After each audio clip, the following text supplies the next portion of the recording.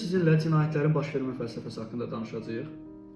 Fikrimcə bugün bir cinayət baş verirsə, bu 5 il öncəki, yəni burada 5 il şərtidir, bu 1 ildə ola bilər. 5 il öncəki səhv hərəkətlərin nəticəsidir. Yəni illər öncə etdiyin səhv hərəkətlər bugün səni cinayətə gətirib çıxarır. Bu fikir nə tökərsən aşına, o çıxar qaşığına, atalar məsəlinə uyğun gəlir. Yəni heç nə birdən-birə olmur. Toxum əkilir, cücərir, meyvə yetişir, budaqdan düşür və çürüyür. Hər kəs fikirləşir ki, vay, bugün bu hadisə mənim başıma niyə gəldi?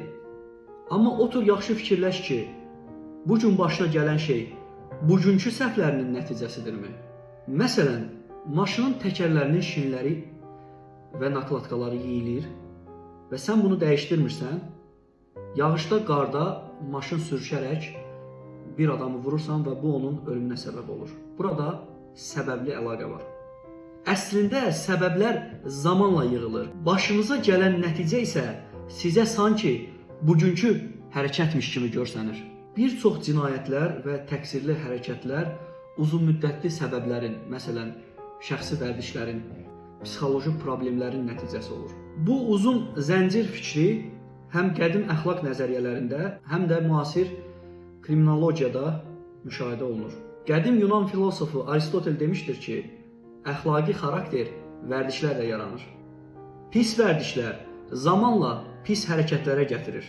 Keçmiş vərdişlər, şərait və seçimlər çox vaxt gələcək cinayətə təsir edir. Müasir tədqiqatlar göstərir ki, bəzi fərdlərdə problemli davranış illər üzrə yığılır və sonda bədbəxt hadisəyə, cinayətə gətirib çıxarır. Lakin burada tam determinist olmaq da yanlış olardı. Çünki ani hadisələr, şans, xarici təsirlər və şəxsi məsuliyyət məsələləri də əhəmiyyətlidir.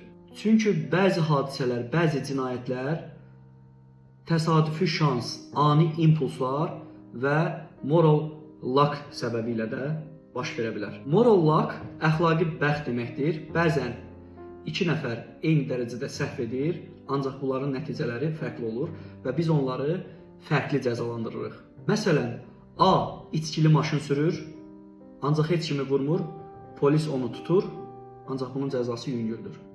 Daha sonra B eyni dərəcədə içkili,